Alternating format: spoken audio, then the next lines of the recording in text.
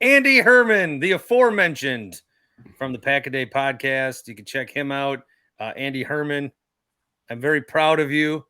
I'm proud of you because you did something on your own and you made it work. But you also, now I got to get to Herman levels where I can I aspire to be you. No, nobody's ever said that before. First of all, nobody has aspired to Herman levels. Usually they fall down to Herman levels, but no, I really appreciate it. Never really, when I randomly thought of the Pack-A-Day podcast, over 5 years ago now, never in a million years did I think that this would be something that I would be dedicating, my full time to, but it has been really freaking awesome. And just super pumped about it and really appreciate that. Excited to be talking to you today. I don't remember what your old handle was, but I remember the change to Andy Herman NFL. At Schani Sports was Schani Sports, yeah. Schani Sports. So yeah, that's the crazy thing, right? So that was a blog of mine, which was probably 15-ish years ago now, where I don't know, maybe all of 3 people decided to chime in or to read what I was actually doing every day. But I was covering Badgers, Brewers, Bucks, Packers, doing everything, and writing 3 or 4 little blog posts every single day. And like I said, there's maybe 3 or 4 people reading it. And then, you go to Titletown Sound Off, Titletown Sound to Cheesehead TV to Packer Report, Pack-A-Day. And before you know it, crazy stuff's happening. So, and then you go from at Schani Sports to at Andy Herman NFL and the whole world changes. So never know what's going to happen. Are you doing threads or what? You have to. I am on threads. It's more of a, break glass. Everybody's there, but nobody, everyone's there and they keep being more followers, fast. That's because you just link your Instagram. And, well, I've never really done anything with Instagram. So that was a great personal decision on my end. I just never had any time, outside of what I was doing before my full-time job, to do anything outside of what I was doing plus Twitter already. And I'm I've got whatever many followers on Twitter. I'm I'm not going to start focusing. I'm going to start with 0 somewhere else. That sounded terrible. So I'm let me just focus on Twitter and try to do well on that. But, I think it's more of a, break glass in case of emergency sort of threads. All right, if Twitter dies tomorrow, which who knows at this point, I need to have something where I can get stuff out there. So sure, it's fine for that. I hope I don't ever really need to use it in a huge capacity. I don't think it's going to take off, but I also don't want to be like Al Roker and Katie Couric. What is internet? I don't want to be that clip. All right. So find Andy Herman wherever you get your threads. There's a few weeks yet until we actually get into the thick of it, but you did go to minicamp and you were able to get some takeaways. And, it's kind of like what the NBA does is they draft everybody, they show them off at Summer League, then they're going to disappear for 2 months. Everybody comes there. It's great stuff. We're all right, Packer season, let's go. We get to hear Jordan Love, we get all this stuff. And then it's 2 months of nothing. Having it been about a month, who are the people that and I think the tight ends might fall in this category, but who are the people that you guys got to see really fun and up close that once it gets to a bigger scale in training camp that you're excited for everybody else to kind of discover short practice? Yeah, I'll start by saying this. There have been 2 players who have been sort of living rent-free in my head ever since mini camps and OTAs that I'm just been super juiced up by, and I can't, I'm excited to see more of them. That's Luke Musgrave is number 1. And then of course the talk of OTAs and mini camps, which was Romeo Doubs. Those are the 2 players to me that have been super exciting. And I you see what Romeo was able to do on the outside with, what Matt LaFleur described as, I think he said aggressive cuts and just his route running's been improved. And I think he said something he's doing extraordinary things out there, something to that extent. And just seeing what he was able to do at mini camps and OTAs and see that connection with Jordan Love, that was really exciting. And then I think Luke Musgrave, to finally see a tight end on the roster that has some of that Jermichael Finley ability that Green Bay has been so desperately needed since basically Jermichael Finley was gone. Just the size, the speed, the body control, the hands, it was just something to behold and something special to see even in those first few practices. Now, Luke, not a finished product. Some of the run blocking stuff is going to be a massive work in progress for him this season. We know how hard it is for tight ends to come in and be productive in year 1. So I think for both of them, I'm trying to do the best that I can to pump the brakes in my own mind of being like, all right, it's probably not going to be that great, but those have been the two that really stood out and I think are really easy to get excited about. Another one that just sort of a little bit under the radar more was Carrington Valentine. And I think we sort of forget, like, all right, Eric Stokes, we're not exactly sure where he's going to be coming off the injury. And then you've got Razul and Jair on the outside. You've got Keyshawn in the slot. And then what? And it's like, if Eric all of a sudden isn't ready to go, you're like one injury away from either a Carrington Valentine or a Shamar Jean-Charles or a, a Corey Ballantyne away from like playing. Like, we're not talking like a handful of snaps. We're talking like every snap, like if Eric's not ready to go right away. So the fact that Carrington Valentine came in and made some really impressive plays, he showed off his athleticism. Again, I'm not saying like, oh my God, like they got the next Sam Shields out of nowhere or anything like that. But he's been another player that I'm really excited for people to see because he was impressive in mini camps and OTAs. Well, that's like the stuff that I can't wait to see more of with the practices, because it is a weird situation them going into this year without Aaron Rodgers, because it's kind of like, all right, now we can spread the attention to the other 52 guys. Although we still really can't, because now it's Jordan Love taking over for Aaron Rodgers. We've seen him a little bit in some games, right? The Chiefs game where he didn't like play as he got better as the game went on. A little bit in the Eagles game, but we haven't seen like the Aaron Rodgers comes in Thursday night against the Cowboys. We all like nobody coming into that Rodgers year thought that he was going to be bad. We all, like, I don't know if we thought he was going to be a Hall of Famer, but we thought, okay, he can. I mean, the Packers did draft a bunch of guys, but like Brian Braum and stuff. But I think there was more optimism towards Rodgers. With Love, just the default around the league is, oh, well, the Packers have Love and he's going to suck. Like everyone just thinks that we're going to suck because he's going to suck. My theory still is that Rodgers at 4-8 injured did not want to not play because he didn't want the world to see 5 weeks of Jordan Love, because then everyone would say, okay, the Packers are ready to move on. Just like that he was. With seeing him like you did, I just want to get your thoughts on what you think he is, but really what you think like he can be. Like what Jordan Love is going to be. I mean, is he going to be Daniel Jones this year? Is he going to be Mitch Trubisky? Is he going to be I don't know where on the scale to expect, and that's why when we do like win-loss stuff, right? I don't even know. I don't know. This team is such a mystery. And a lot of it starts with Jordan Love. I'll use an Aaron Rodgersism, right? It's a beautiful mystery. And I think that's why I'm so excited for the season. I have no idea. I have no idea what this team is going to be. I have no idea what Jordan Love is going to be.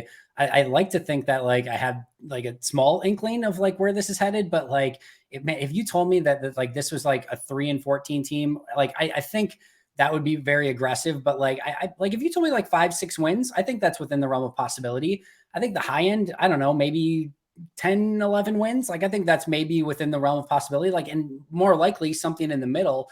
But I'll start with what so I've been going back and I've been watching all of last year. I don't recommend it to anybody. It's not a I saw you doing that. It just seems like it's like not last year. It didn't feel good during. It's even worse after. Oh my God. But there's some fun stuff to take away. And there's some things that you forget that happen. You're like, oh yeah, this is great. There's some other things that you forgot happening. You're like, oh man, like they might've even been way worse than an 8-9 football team. So you land somewhere in the middle, of course. But one of the things that's really stood out to me is just how many of Aaron Rodgers' successful passing plays were like, we're pretty close to like you and I may have been able to complete them. Like little pop passes, like to Christian Watson, like little screens to the outside, running back screens, tight end screens, little plays in the middle of the field, those little, like obviously the bootlegs where you've just got a tight end just chilling in the flat, like wide open. Like a lot of it was scheme stuff. And I like a part of me just wanted to go through and do this, but I can't bring myself to chart 600 passing plays from a season ago at this point. it's probably not in the cards. But that's I kind of wanted to go. Job. I know, right? So like a part of me wanted to be like, all right, what of like all of Aaron Rodgers' passing stats, like what could have like even semi-competent NFL thrower could have completed? I think it's relatively high. Now, of course, defenses are going to play Jordan differently. Aaron's, ability pre-snap plays a huge part in this. Like there's a lot that goes into this, but just the throws, there was a lot of stuff that I'm watching. I'm like, yeah, Jordan could easily make that play. Jordan could easily make that throw. Jordan could easily do that. And it's not because it's like, I have a huge faith in Jordan. It's just like stuff's either wide open or it's just schemed up stuff. So I think there's a lot of that if Jordan's just able to sort of run the offense, I think there's going to be a lot of low hanging fruit there. And I think just the ability for him to reopen up the middle of the field, partially because Aaron was so allergic to it, partially because you have a guy like maybe Luke Musgrave and Tucker Kraft who are going to be operating in that space with a little bit more talent and juice than some of the guys that Aaron's had in the past. I think that's going to bring a different dimension to this offense. What that means, I have no idea. Where I'm kind of at right now is I kind of think this team is going to be better than the team from a season ago, but that also might come actually with a worse record. I go back and I watch that team. I'm not sure that was a 8-9 team. See, that's where they ended. So that's what their record was. I think that team played worse than an 8-9 team through the vast majority of last season. They kind of got Baker Mayfield and the Rams towards the end, a Bears team that was the worst in football. They get 2 wins off of that. Like, to me, there were some easy wins there. This might be a team and a quarterback that plays better than that last year, but maybe still ends up, 6-7 wins. As long as it's progressing in the right direction, I still think that can be okay though. I think as I'm talking with Andy Herman, and you guys can watch this on the Dan Schani YouTube stream. Love it. YouTube.com/Bart Winkler Show. And check out my guy, Dan, selling insurance, homework and auto and business. DanShaney.com does it all. And he's like, an independent guy like you and me now. Love it. I wonder about the LaFleur aspect of it because I don't know if he's a good coach. I think that he is. And we've seen a little bit of it, but LaFleur, and I think you just did a piece on this too the other day.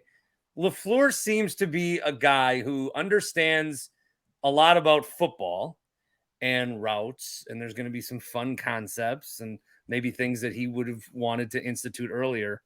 But like all these coaches, and this is why I confidently always say, not as a joke, that if I just had to be the game management guy, like put me on the sideline for 60 minutes every Sunday, I will win 9 games. I will win as a coach 9 football games because all these guys get in there and we like assume that NFL coaches are so smart, but then all these situations come up. And LaFleur seems to be, you can watch him experience these things for the first time in real time. And then even if he's not the one that screws up, he's always the one that goes, my bad. And it's like good to be humble, but at some point you're telling us over and over that you stink. So I don't know if he's a good coach. I hope we at least get an answer to that this year. The my bad thing works really well when you're going 13 wins every year. Like, right. Like, it's like, oh, that's kind of cute that he's like the one taking the blame for those couple losses here and there. But like, he's won 4-8. Yeah, exactly. When you're 4-8, it hits a little bit differently, right? And it's like, yeah, it is your fault. What do you mean? Yeah, of course it's your fault. Like it just hits a little bit different. I do appreciate in general him, obviously taking that responsibility, especially the media, right? Like he can point fingers as much as you want and call people out behind closed doors, but to the media, just to be the guy that's like the fall guy and like, yeah, you know what? Quay totally blew a coverage, but you know what? That's on me. Of course it's not on Matt, but like it is what it is. And I generally like that he does that. But as far as, Matt as a coach, I just did an episode on this. Like, I think one of the things like the Packers in general are like loyal to a fault sometimes. Like Joe Barry probably should not still be here, right? Like, I don't think I'm breaking any news to people, but this is a team that's incredibly loyal to their coaches, to their staff, to their players. Brian keeps every one of his draft picks pretty much every single year right on time. And, I think we've seen some poor decisions from a personnel standpoint. How many times a year do we hear Matt say, we got to get our best 5 guys on the offensive line out on the field?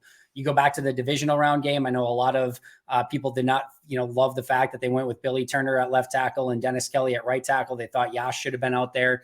In 2020, you've got Lucas Patrick starting with Rick Wagner and John Runyon Jr. on the bench. 2021, Lucas Patrick and Royce Newman are starting over Yash Nyman, John Runyon Jr. and Dennis Kelly.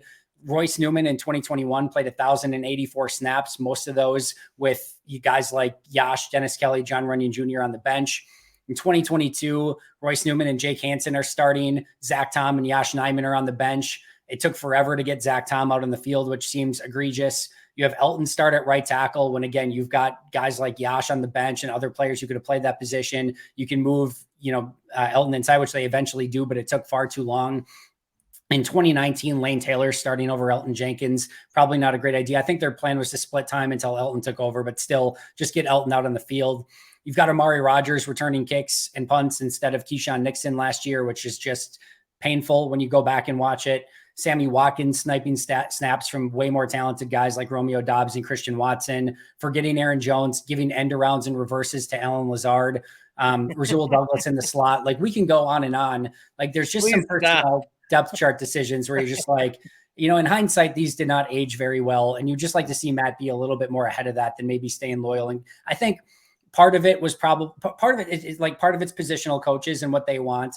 Part of it's the other GM that was out on the field playing quarterback for the last handful of seasons, where I'm sure Billy Turner starting at left tackle, I think Aaron probably had some say into some of that stuff. So I think it's juggling all of that, but I would just like to see it be a little bit better moving forward.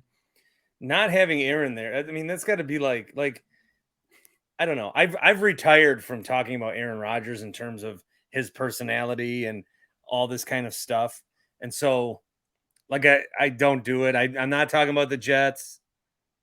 I get it. I think they're going to be bad, though. Probably not, but whatever. I don't think you're necessarily wrong. That is a tough conference, a tough division, and an extremely tough schedule. I think they'll get a boost from like the Aaron's our quarterback and everyone's all in to begin with. But I do think that is not going to go quite as swimmingly as I think some people think it's going to. I like that a lot of Mets fans or Jets fans, and it's going to be like this. I feel like it's going to be the same thing where there's anyway, Jets don't care. Yep.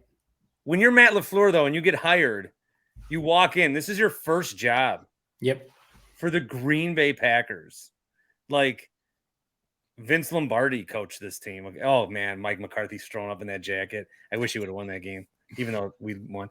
But you come here, and it's like, it's sometimes, you get a job, and, like, the boss is in the way. But he is the boss. Yet there's this quarterback that carries such an aura with him that you can't, like, he couldn't fully be himself. And I don't know if, we talk about Rodgers learning under Favre worked out pretty good. Hopefully Jordan Love having 3 years worked out pretty good.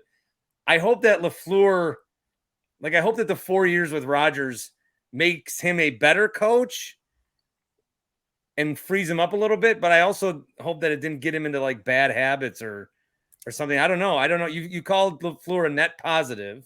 Yep. I hope that his experience with Rodgers is a net positive for him going forward instead of I hope that he just, sometimes it's one thing to break free, but I hope he's not too tainted by the experience. And I think it's like, this season would be interesting. But that's not something you can quantify, No, not at all. I think this season would be interesting in and of itself if this was just like take all the past away and just be like, if this was the team where you've got Jordan Love as a first-year starting quarterback and you've got all these young wide receivers, all these young tight ends, and like there's so much interesting and about this team where it's just, again, we don't know what's going to happen. There's a lot of volatility with this team. I think it's fun to watch, but adding on the layer of like, what does a Green Bay Packers team look like post Aaron Rodgers? Because we all know the positives that came from Aaron, and like that guy is basically giving you a almost automatic ticket into the playoffs every year, and usually a puncher's chance at like advancing well into the playoffs.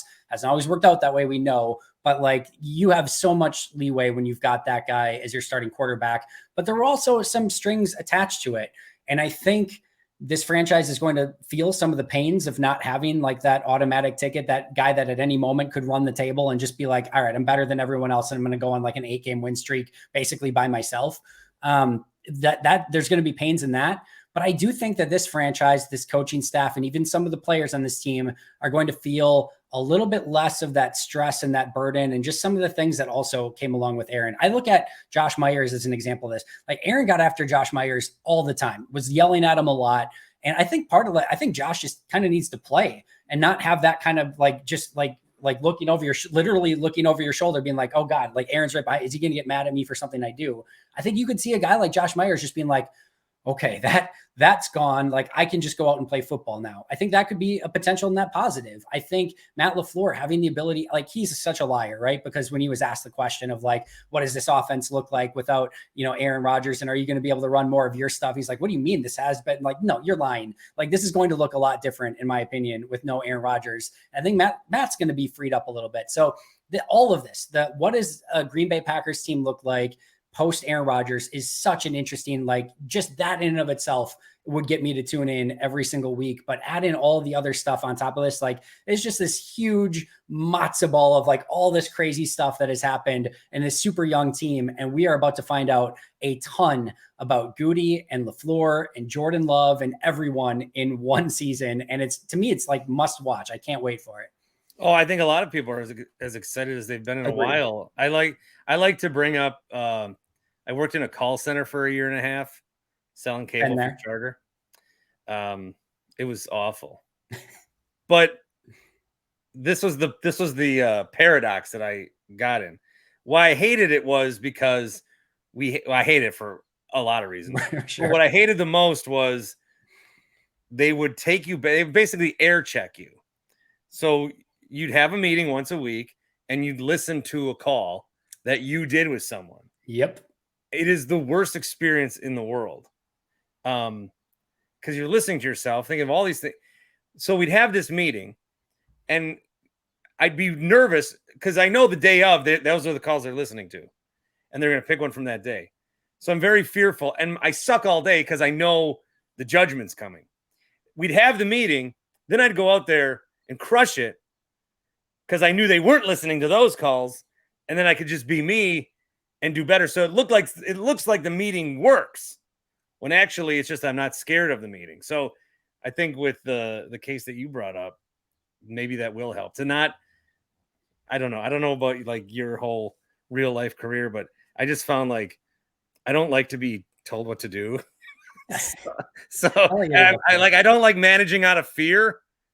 And when you play with Aaron Rodgers, like when Christian Watson dropped that pass right away against the Vikings, I think my guy Grant Bills said something like, "That's a season-defining change."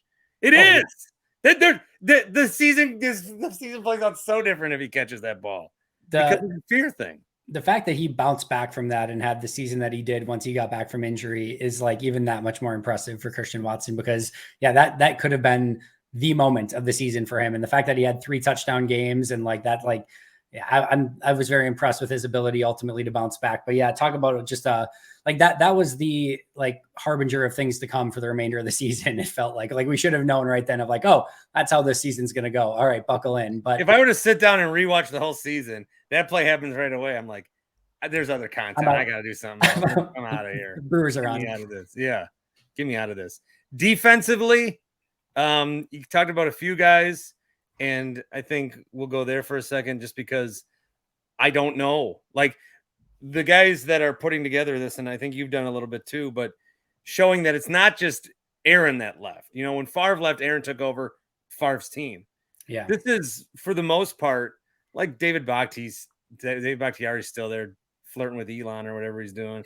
And then, you got some guys on defense, but it is still a pretty young team, and they're all going to learn together and grow together. And last year I came into the season thinking that it was going to be a top 5 defense. Now it was not even close to that. What are we like? What's a good, I don't know what, I don't want to come in expecting that they're going to suck again, but Joe Barry, what's a good expectation that people should have on the defense? You should expect that they're going to suck. The only reason I say that is because I'm done because I wasn't quite like, hey, they're going to be top 5, but I definitely thought like this has the ability to be a top 10 defense. And then they weren't close. And like until they like, it's just the same with the special teams, right? Like until they prove to me that they're not a generationally awful special teams, I'm just going to assume that they are a generationally awful special teams year after year. And there was certainly a lot of improvement that last year under Rich Bisaccia. I expect it to be better this year in year 2 under Rich Bisaccia, but like I'm certainly not going to predict it because I've seen the special teams for far too long.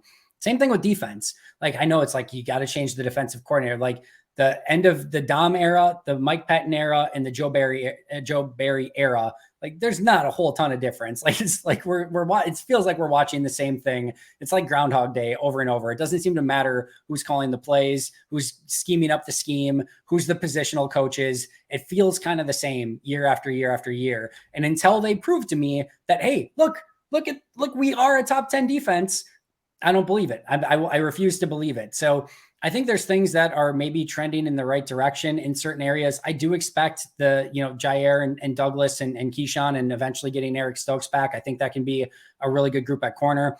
I really like the edge rusher group. I think if, once, and hopefully Rashawn Gary's healthy and kind of like at least mostly himself, the Gary, Van Ness, and Igbare, Preston Smith, quadruplets, whatever you want to call them, I think is a really great rotational group. Kenny, I expect to be better than he was a season ago. Devontae Wyatt and TJ Slayton should more than step in for Jerron Reed and Dean Lowry from a season ago. Like, there's a lot that I think you can be at least somewhat optimistic about. This is a team that allowed 5 yards per carry a season ago in run defense. 5 freaking yards per carry. And there's nothing that I can point to that I can feel super. This is a safety group that still sucks. Like they should be. They had one guy, Garvin. They moved a linebacker. They're like getting rid of safeties. It's true. So like they at safety, like they're going to be probably really bad. There's a corner group that Jair's not a great tackler. Like he'll get his hands dirty every once in a while, but he's not a great tackler. Keyshawn will be fine in the slot. Razul's fine on the outside. Campbell was fine last year as a tackler, but nowhere what he was 2 years ago. Quay struggled in that regards. I think edge will be fine, but to go 5 yards per carry a season ago, I struggle to point to something and be like, yep, now it's going to be like 3.7. Like maybe it's 4.7, maybe it's 4.6. And maybe that's like, wow, we made a really big step. But if you don't eat your vegetables on early downs and stop the run, and it's constantly second and third and short, it is so hard in this league to stop an opposing offense when they are predictable. If you know they're going to pass, if you know 100% they're passing on this play, it is still so hard to stop them. If everything's open to them and they can run, they can pass, they can play action, they can do anything they want at any time, like you're just gambling at that point. Like, all right, well, try this. And that's where I think Green Bay was at so much of last year, because they're allowing 5 yards per carry. It's constantly 2nd and 5, 3rd and 2, 3rd and 1, and you're just in complete no man's land. So if this team doesn't do a good enough job eating their vegetables on early downs, we're going to see the exact same thing as we did a season ago. And probably Joe Barry doesn't make it through the full season. So I'm hoping that's not the case. I think there's reasons to be optimistic, but until they prove to me that they are actually a good defense, I'm just going to assume they suck again.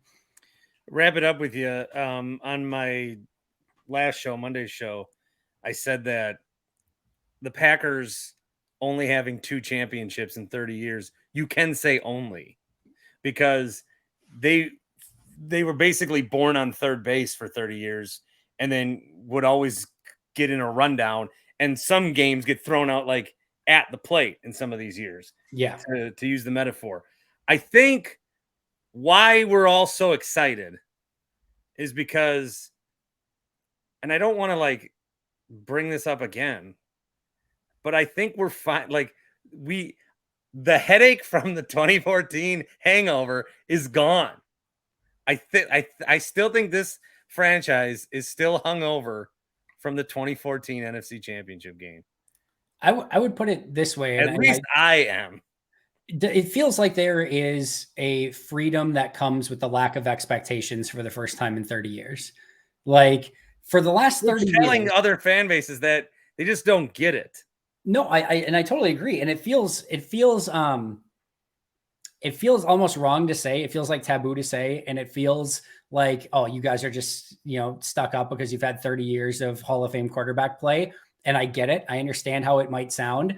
And I kind of put it this way of like the past 30 years, I feel like I've read the same book over and over and over. And it's one of the most amazing books that you can possibly imagine. A lot of heartache, but some really amazing moments, some really awesome characters. But I've been reading this same book for 30 years. And now I'm going to start a new book that I'm pretty certain is going to be worse, but it's something different. And I'm so excited just for something different because I've been reading the same book for 30 years. And I think that burden of expectation, like just knowing every year of like, it's Super Bowl or bust, it's Super Bowl or bust every year for 30 seasons, that can, like, it almost becomes like, oh my God, like the stakes are so high, like every single time you go out. And I will also add in this, it's not like those 30 years were like, you know what? Tip your cap to the other team who played this amazing game. And, Green Bay played phenomenal, but the other we were never really getting beat, were we? No, it was like maybe Atlanta beat us. There were a handful, and those were nice, right? When the Falcons just crushed us in an it's great to get blown out. You didn't have any right being in the first place. That was like, oh, I can easily handle that.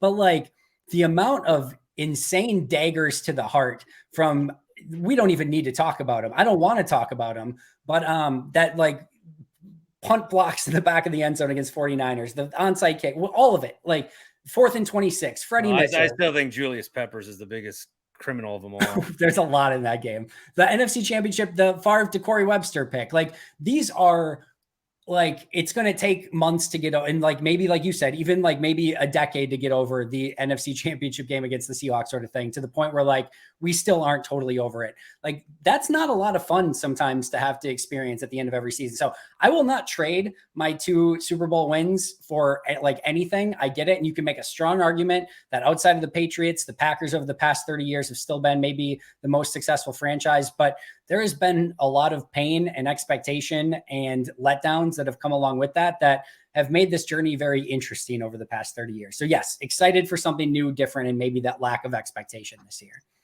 Yeah, it's like I watched Law and Order. I think Dick Wolf lost his fastball because the defendant is guilty every time. Like, yeah, that's what I root for in the episode. But one of these times, let one of these assholes go free and some character development here. All right, Andy Herman.